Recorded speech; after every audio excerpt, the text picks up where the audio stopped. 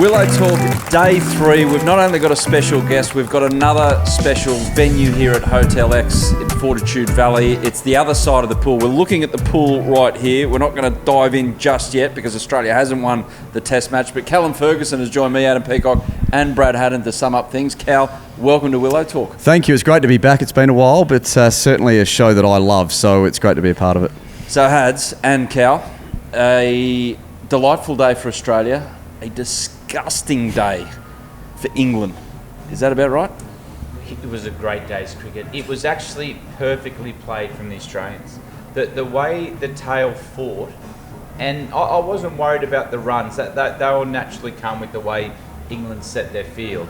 But to bat that time and get the opportunity for the first time in its match to have the pink ball under lights and watch it sing was perfect. But before we get to that, Fergie, I seen you on our roster today.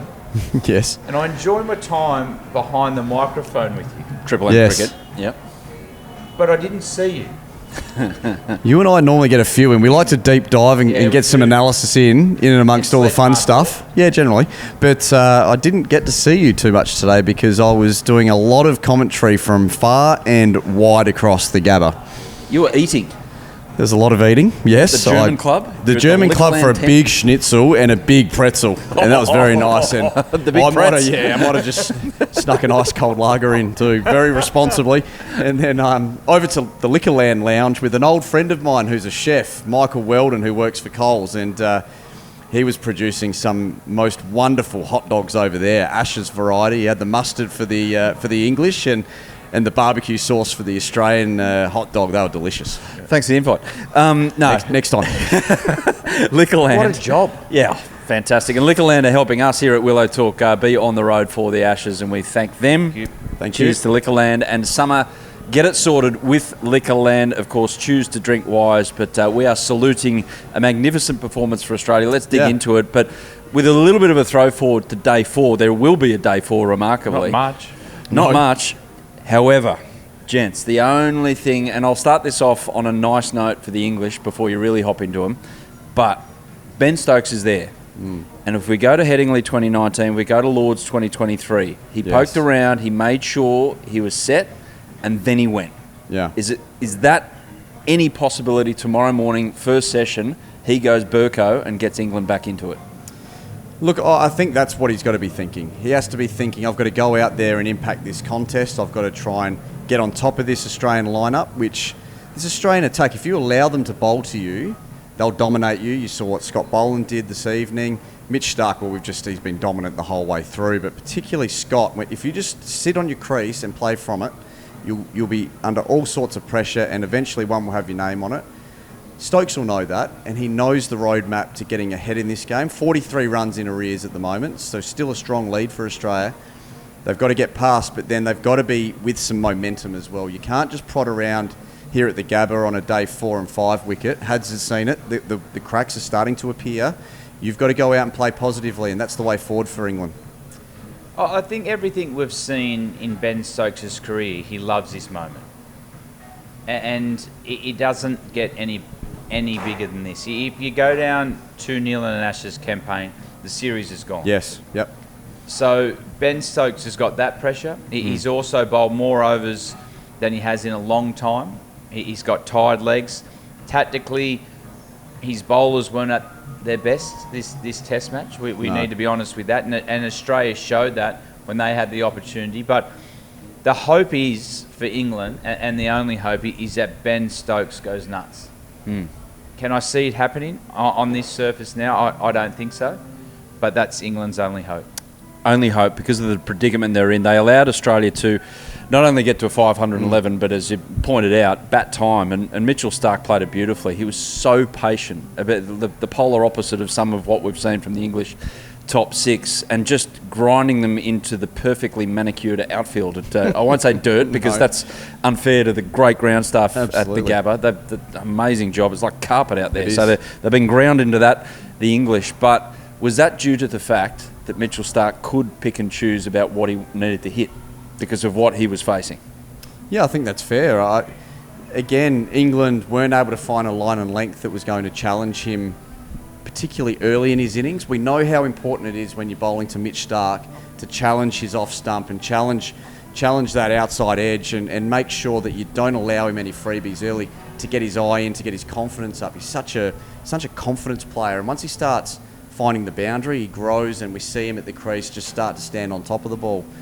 England bowled far and wide all the way through that innings again, and all the way through what was just such an important morning. They got a bit lucky with the Alex Carey dismissal. I think Kez were a bit disappointed with that shot. But what they then didn't do was bowl anywhere near enough of the challenging off-stump line and bail height to either batter, actually. And even when Brendan Doggett came out later on. And from there, we were able to grind them throughout that morning session and into the second session. And I think we've landed some blows for the latter part of this series. Yeah. They've had to keep coming back, and that would have been what Australia were talking about once the lower order came in. How long can we keep them out in this sapping heat? Well, it was a bloody long time in the end. It was stinking hot. That first session, it was so hot down there. Who cares how hot it was? Yeah. I don't care how hot it was. What I want to try to understand is what were the tactics of the England bowlers? What were they trying to do? Okay, there was a stage on day where Cast hit the middle of the wicket and he got a couple of wickets, had some drop chances, and things looked like they were going to happen. He tried that today. It was different conditions. There was overheads. It was hot, as you said. The wicket got flatter, but to me, that they didn't have any plan on what they were trying to do. Their good balls were going for one. If you bowled a good ball, you'd get off strike, and then with the way the tail ends play, you get the opportunity. A few start to fly in different directions, and England didn't have an answer. They bowled their spinner one over before the break. Yeah. And all of a sudden, come back after the break and bowl their spinner again. Looked like the coach just said, "Oh, let's try something different." But the thing that worried me about the way they bowled is they didn't really have a plan to build any pressure. Then Australia got the ball in their hand. I think Alex Carey got 3 catches. There's a couple of bowls. Bowled the stumps. Yes. And I watched the way Brooke got dismissed. There was a ball just before he got out that hit the crack. Yes. Didn't get him out. But what it did do is change the way he got his weight into the ball, and eventually Australia got him. But I'm just shocked that, yes, you can come out here with pace, but you've got to come out with pace and cricket smarts, and we didn't see that. Yeah. That was spot on. It's really interesting when we look at what happened at Perth Stadium, Optus Stadium. They got caught out bowling away from the stumps way too often over there. They didn't learn any lessons. No. And you know what? That actually is copy-paste for the batting. They're getting out in front of themselves. They're driving on the up on a bouncy surface that's offering something to the quicks. Now, this is a flat wicket, but the odd ball will offer something to the quicks when they bend their back and get it in the right area. But they haven't learnt any lessons throughout the 3 innings that have been played now. And now in their 4th innings with the bat, we're still seeing the same issues. And that goes down to not having a game plan that you're either capable of executing or just not having one in place or ready with a plan B. Since Travis Head walked out in the second innings in Perth, the England bowlers have been flustered. Their first innings in Perth was impressive. They were quick. They were nasty. They went after the Australians. They had to take a lot on the body. And everyone thought, wow, this is going to be hard work. Yeah. But the moment Travis Head walked out and decided to play the way he did, it looked like, oh, hang on a minute, what are we going to do? Yeah. It's really weird watching the English body, and I know it must be you guys have been there when you're out in the baking sun and things are going against and you feel like the whole world's against you and chances are going to Ben Stokes kind of mate was picked up on something like saying if you don't laugh you'll cry type thing. I don't know if that was meant to be picked up by the stunt mic, but it was, and it was the general attitude. Stunt mics can get you. Yeah. They can get you in a lot of trouble, actually. You were way too close to them for way too many times. But I was sitting there watching that second session, I'm thinking the only 11 English people in this entire vicinity that are not enjoying themselves are the actual players, because the rest of them, they can at least just duck away and go and get one of the mid-strengths.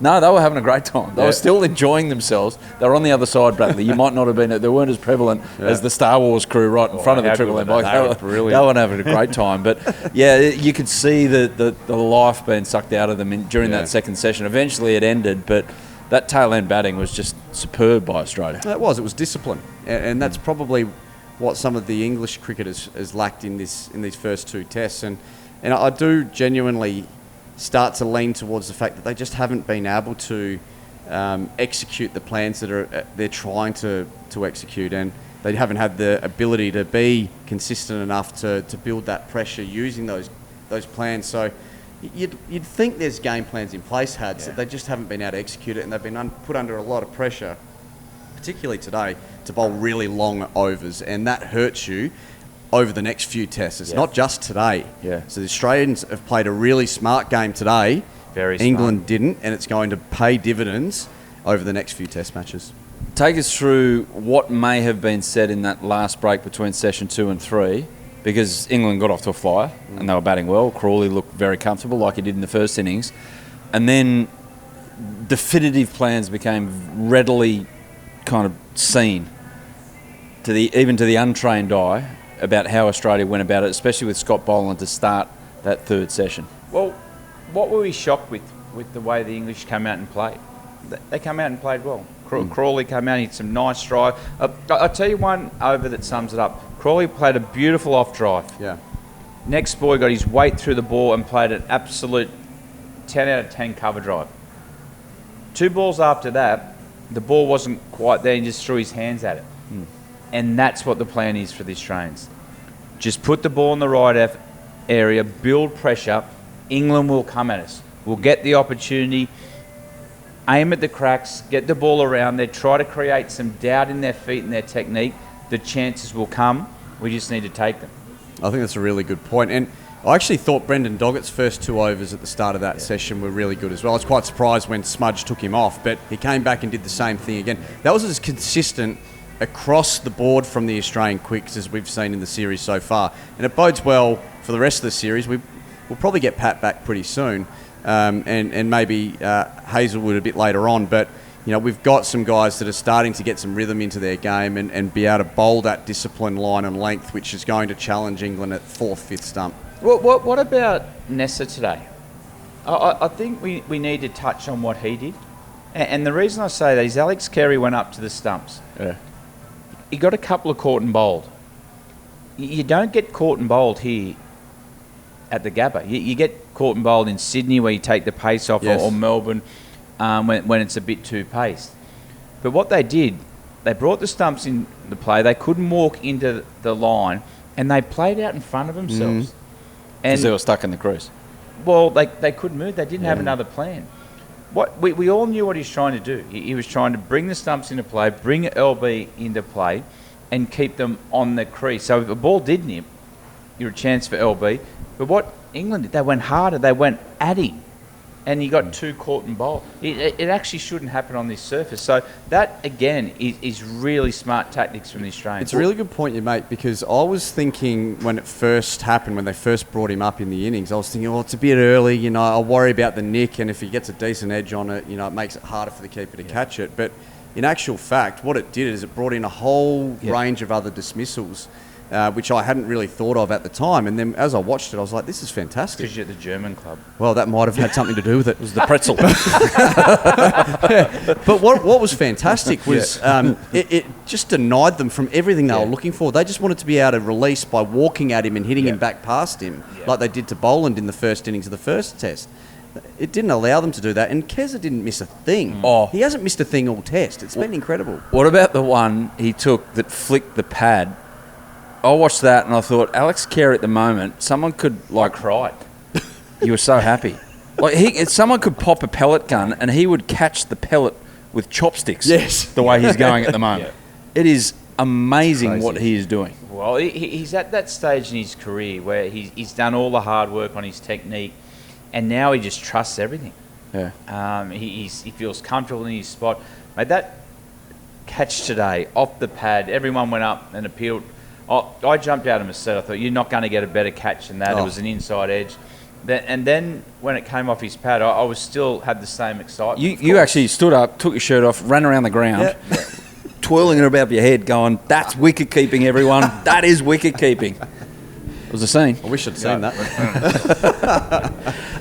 You know what's funny though? Like I remember when he first came into the Shield side at the Sackers in Adelaide, and when I was standing at first slip, he would just dive across in front of me all day. It was the easiest job ever fielding at first slip. Velcro in his mitts. It just seemed like he had Velcro in his hands. And you used to talk about how he still had some work to do on his technique, and it's just fantastic to see how far his footwork and his movements come, because that's what you're always really big on, and he's doing it so well. He's got a fair old mindset as well. I watched his warm-up today, and you watched the warm-up a lot. I did too, yeah. So he burns out 45 minutes before start of play, no, maybe a bit longer, full wicketkeeper kit. He's batting. He's not out the back facing some bowling. He's full wicketkeeper kit. He does, I think, 6 up and backs at a fair clip, like 80%. Then he catches, then he does all that, does all his work. That's going to be a sound tomorrow. That's my room to enjoy as well, as we're up here in the pool bar. Yep, it's all happening behind us. Everyone. Yeah, but he goes through that routine, and you could see this just fixed mindset. It's like, I could be playing down the local park here. There's no crowd. I'll take that out of it. I'm doing what I need to do. Never skips leg day, Keza. Just always just dots the I's, crosses the T's, and it's a sign of a true professional, and that's why he's been such a great leader, both at state level and at international level. What routine does in any sport is that's the mental side of the game. And what I mean by that is he knows his routine, he feels comfortable. So when he walks across the line, he's not thinking about technique. He's not thinking about, is my hands in the right spot? Am I in my power position?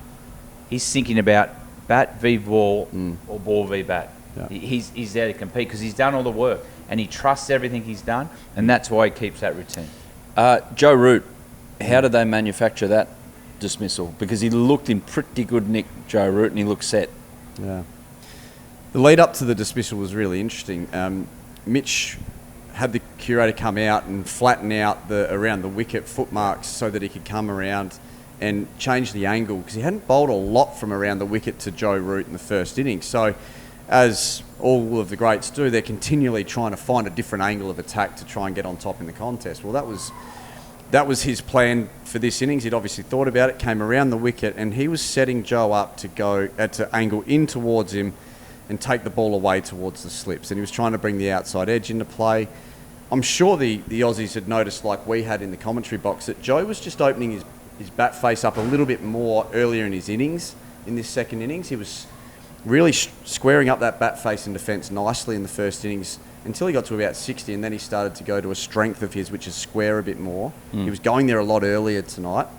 And Mitch, I'm certain, would have been thinking that if I can get one to straighten on him with that slightly open bat face, I can get one to the slips here. Now, I think he got the wicket with the ball that had probably slipped a touch fuller, but it still straightened down the line and brought that open face into play. And Hadds, I reckon he was trying to hit that quite square. Yeah, he was. We got him exactly the same way in 2013 at the Wacker. He just sort of sees the ball full, and he just opens his face to lay it off just behind point. And in Australian conditions, because it's a bit quicker, that brings you into play behind the stumps. So, yeah, that was a big moment in the Test match. At the moment, it feels like, because of Harry Brook, and you mentioned him earlier about how, one jagged and all of a sudden he became a little unsure, that Joe Root, if there's no double ton, what do England have? I know that sounds ridiculous. I know that sounds like it's all on one man, and he's going to break the World Test runs record soon, one day. So we know he's good. Yeah. But far out, there's big wickets in games, but when Joe Root goes at the moment for England, it seems like it's double points, triple points. I think that's right. If he makes 70 to 120, England's innings is inevitably of a high quality. They bat around him, they play freely. But when Joe goes early, so much more responsibility is on someone else to be the one that goes on and makes a big score. And their game style isn't that of consistency. And if you lose that glue guy and you've only got one in the lineup, it makes the job that he has a high pressure one, but also leaves the side very vulnerable. Absolutely. Can we talk about it on how good the Australians were? Yes, please. They've actually played a perfect day's cricket today. Yep. We've got a pink ball test match. You got your tail in.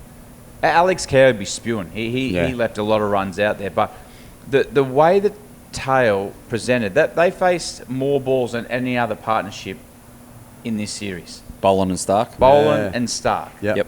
And that was Ashes cricket. That was Ashes cricket right there, because they knew the importance. If they got through late in the day, it'll become easier, and they would have spoken about it. They changed their selections for that moment tonight. The reason Nathan Lyon's not playing is for that moment tonight. In that declaration period, or when you get bowled out, you want the pink ball hard for that moment. And the reason they got the opportunity to play that moment is because Starkey, not with the ball, and Boland, not with the ball, is they just gritted it between their teeth and said, I will get us there. It's a really good point, because that is another sign of Australia playing the scenario and the situation really well. Yeah. And Baz McCullum, about 6 weeks out from the Ashes, made a comment suggesting that England hadn't found a way to play situations well and adapt well enough yet, and that was a weakness of theirs, and it probably showed up in the first 2 test matches in a really stark manner, and I think Australia exposed it today. Yep. There's people behind us here at Fortitude Valley in Brisbane. If you don't know the valley, Google it. We know the valley. Yep. We know it. That, like, the version of that Australia did today, cricket-wise, is going to a nice dinner, having a nice few drinks with a good crew, going to the next bar at the right time before it's too full. It fills up. Let's move somewhere else. Doing it again. Making responsible decisions at about 3 a.m, which is hard in the valley. Not easy. And then getting home and just saying, damn, that was a good night. That was a great night out in the valley. And that's what Australia did cricket-wise at the Gabba today. Great Correct? analogy. It's Thinking an about elaborate it. analogy. Yeah, he's going to bag me. He's got something for me. No, I'm going to let you go. Okay, thanks for it. It's not often that Brad Haddin shoulders arms, but he just did, ladies and gentlemen. Drinks break. Back in a sec on Willow Talk. Willow Talk, we're back. Just a quick one about some other cricket that we've seen or taken in today. What about the West Indies? Chasing 531 for victory, and they can see it. They can see it in the distance. Yep. Lights at the end of the tunnel. Kemar Roach, 73 dot balls, I think, in a row or something like that. Yeah. Justin Greaves was on a double ton. They had New Zealand by the cruets, and they just decided to play for the draw. Who cares if they don't? Go for the win, West Indies cricket. Your whole country's calling out for that. I was over there for the test matches, and there was reviews being done on the way you want to play your test cricket. Do our youngsters want to be involved? I tell you what they want to be involved with is a record chase. Oh, yeah.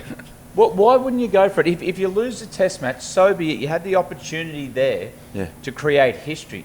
That's massive in the West Indies. But the way they played there, they deserve to be in the trouble they're in at the moment, because why worry about a draw when all you're crying out for is a hero? I think, no, I'm with you, Hads. I think in that scenario there, whether you lose or draw, there's very little difference for mine in between the two. You know, what's the difference between, you know, going after the runs and losing compared to, and getting close, and having a draw? You know, like it's not really affecting anything. It's not moving the needle. A win in that scenario, you get it 9 down, you get it 6 down. Either way, it changes and moves the needle and changes the direction of where you're heading. It gives everyone inspiration. It gives the 100%. next generation inspiration. And they missed that opportunity. Not only did they miss it, it's not even a swing and a miss. No. They let it through to the keeper. Yeah. And that's so hard to sit here and talk about and witness from a distance. It's a duck and a miss. Well, what do you do as a coach there? If it's a coach's decision, Yeah. And the captain. well, I can't get my head around it, because if you get to that situation and you lose trying to win, you call your team in. A couple of individuals have done well, and you highlight that. But you say, guys, we can do anything in Test cricket. We're trying to build our Test cricket. We're trying to inspire the next generation. This is how we're going to play. I can't get my head around it. And this is our DNA now. We're taking on everything that comes our way. Whoever made that decision should be involved in West Indies cricket today. To be fair to Brendan McCullum, he wouldn't have let that happen. No, he wouldn't have. No, that's true. Absolutely not. Well, it wouldn't have happened in an Australian dressing room either. Nathan McSweeney, Yes. quick one on your man from South Australia. Yep. Another import for you guys, but he's going good. He's a good fella as well. He's a beauty. Double ton across town here today for Australia A. So fantastic. Great day for English cricket. I'm super proud of him. I think Yeah. he's had a tough run since he had his crack at international cricket and it was out of position and all of that. And he took it on no fuss, and he's a no fuss type of player. Yeah. And we love seeing, I love seeing people rewarded for hard work. And I know for a fact he's working as hard as anyone around the country at the moment to try and get better. And he got some rewards today. There's no doubt about it. I actually flew up to Brisbane with him the other day and sat with him in the lounge in the lead up. It was very comfortable in the lounge, of course. But Who got who in? no, he was already in there when I strolled in, so he Fair was enough. well Yeah, you set both up have it. with Fair his enough. toasty Yeah. and his orange juice, very healthy. I sat down with him and he was in a really relaxed and happy place, it seemed. And he was heading up and he was going to be heading to the golf course with his dad straight after the flight. He was in a really good space, and the start of the Shield season, he said, hadn't been what he'd hoped. Yep. I'll tell you what, a double 100, that makes things look pretty going into a BBL season. Absolutely. Especially when you've probably felt like you haven't nailed it since you've gone back to state cricket. Yeah. Great news. And Bo Webster actually got sent across town to play in that one as well for Australia A. Secret Cricket Club questions, which I need my glasses for to be able to read because it's late and it's a Saturday night here in Brisbane. Grant my says... glasses later on Saturday night as well. Yeah, goggles. Grant says, is Kratz, Starc, Yes. the all-rounder we have been looking for? And should he open? I think that's a little ambitious.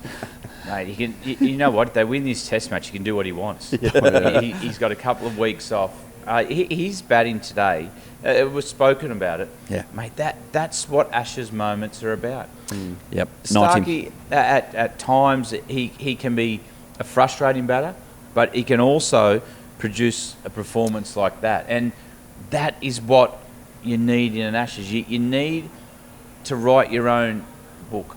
Yeah. And he wrote today, he's a little name in the book of an Ashes legend, not just with the ball, and that he's already written that book, but with the bat to set up this Test match. Yeah. He was filthy. There was no ton, though. I can tell you, the walk-off. He did not look No, up that was once. because he's about to have to bowl again. Oh, okay, fair enough. Leander actually says, Cal, Starc 77, Healy's number is 77. Is that the definition of couple goals? Love. love that. That's love. Skipper, that's love. There was a message from the skip saying, no, he was aiming for 99, which she knows all about. But anyway, Yeah.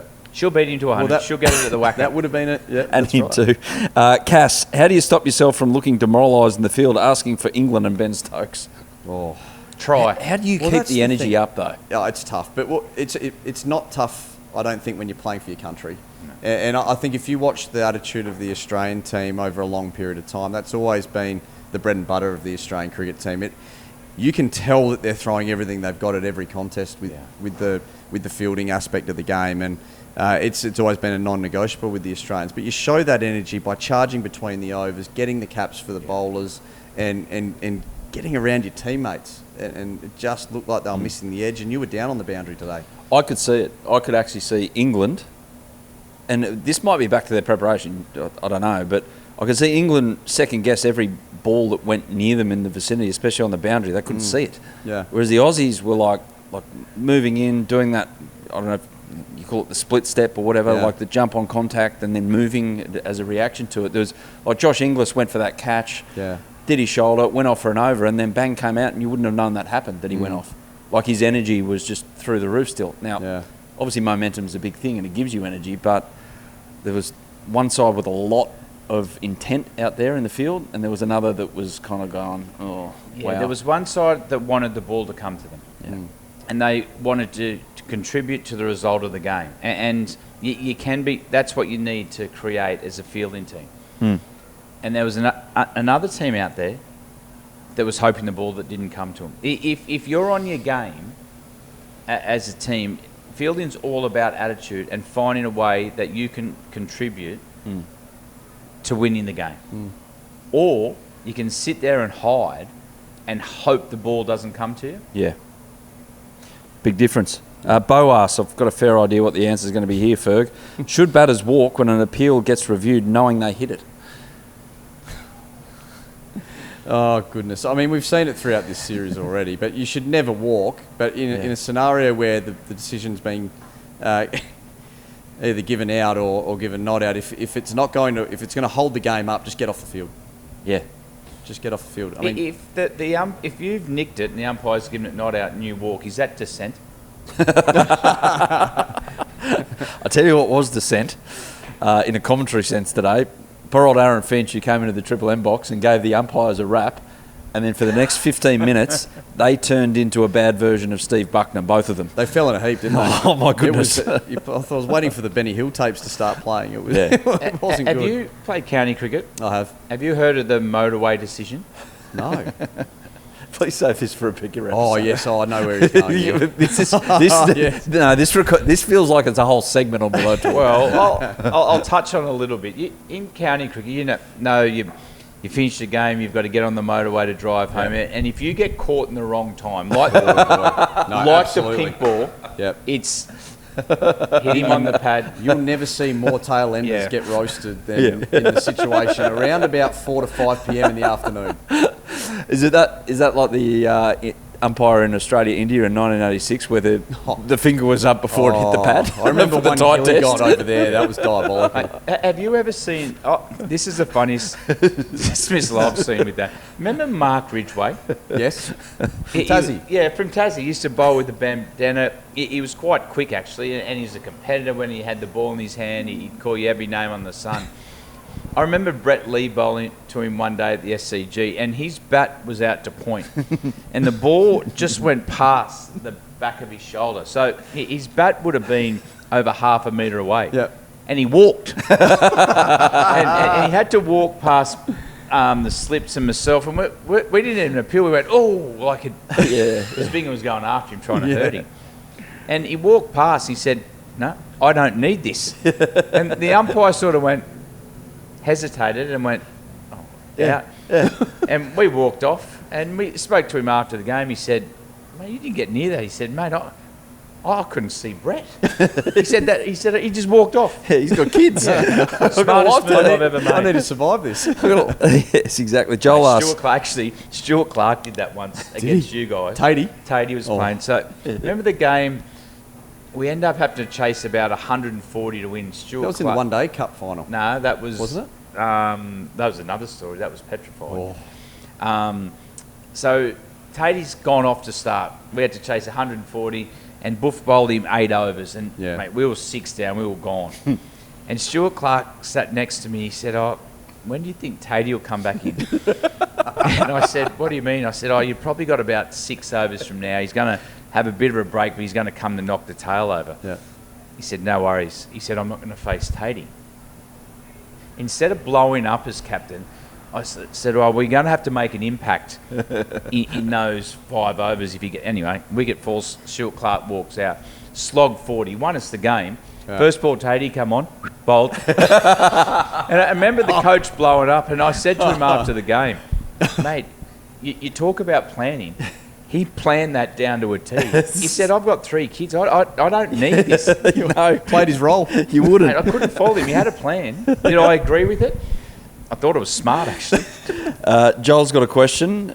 Should England declare overnight and just accept a 2-0 defeat? That's harsh. That is kicking a team when they're down. No, that's just handing over the series then. No, you can't be doing that. Well, why not? Won't be happening. Will not be happening, Bradley. They'd never recover after that. No. A little part of me, you're gonna hate me for this. A little part of me hopes Stokes goes berserk in the first hour tomorrow, just to give something. Look at the look he's giving me. He's going to deport me. Yeah. I was born here. You know what? Do you know this guy? Mate, he was nearly not allowed to come on tour. For that sort of attitude? Well, there's been a lot of attitude adjustments needed for Adam to come on tour. In Perth, for example, I'll go over this again, and our listeners heard it. So Adam's been known, and we've got a lot of messages that he's not great on tour. And the first night he was there, we invited him to the bar before you guys got there. Right. Beefy, myself, Tub. Okay. He said, no, I can't. I've got to go for a swim, walk, a stretch, and I've got to roll my back out. It's a fair routine, that. And so he avoided you guys. That's what I'm hearing. He came up with an excuse to avoid you guys. Yeah. You know what? That was a very kind offer from you guys. Well, what else? First time on tour. First time on tour, but he was stiff in the back. He had to roll his back out. Who bought the beers tonight? It's not the point. So what Had's is saying is you're coming from a long way back. I know. It's the Fortitude Valley Redemption. It's the sequel to He did Shawshank have Redemption. some work to do. Yeah. I'll report on this next week. Okay, you're going to report back. Good. Yeah, cool. You feel comfortable where your game's at? Completely. Under pressure? It's not under pressure. Pressure is a construct. It doesn't exist. It's something of the mind that just gets You've created. never faced Sean Taylor. Very good Yeah, point. it's a good point. Yeah, no, Or it's a very good shoulder. point. James asked, last question, has Hadds recovered from Kevy Walters' sledge on Triple M? No. What did he say? Just got into you about New South Wales. No, the Raiders. Oh, the radio. Yeah, Mate, it's almost the first thing he said when he sat down. I hope the Raiders heard that, actually. Yeah. Mate, he was a Raiders legend. He's forgot where he grew up. yes, true. Forgot where it all started, Kevy. Yeah. Well, Aussie Chad did chime in on the Secret Cricket Club saying, should New South Wales pick Mitchell Starc for Origin next year? So Oh, wow. he's half a chance. He the way could he's do it going. all. It's a pink ball, they should. Pink Steeden for Mitchell Starc, please. Peter Volandis, organise it. That's us on Willow Talk. Ferg, unreal. Thanks, mate. boys. Great to be on Callum. again. I think tomorrow, during the daytime, we'll be wrapping up a test, so you'll catch it all on Willow Talk. No worries. We'll see you half an hour after play. Yeah, exactly. Starts. Yeah, thanks for having me, everyone. No worries, and thank you, Liquorland, for having us here as well. Sort your summer with Liquorland. Choose to drink wise, of course. Bring on day 4, an Australian victory on the cusp. Yeah, thanks for watching the Willow Talk podcast on YouTube. Don't forget to hit the subscribe button so you don't have to miss an episode wherever you are. And while you're at it, check out these videos up here. They're mostly good.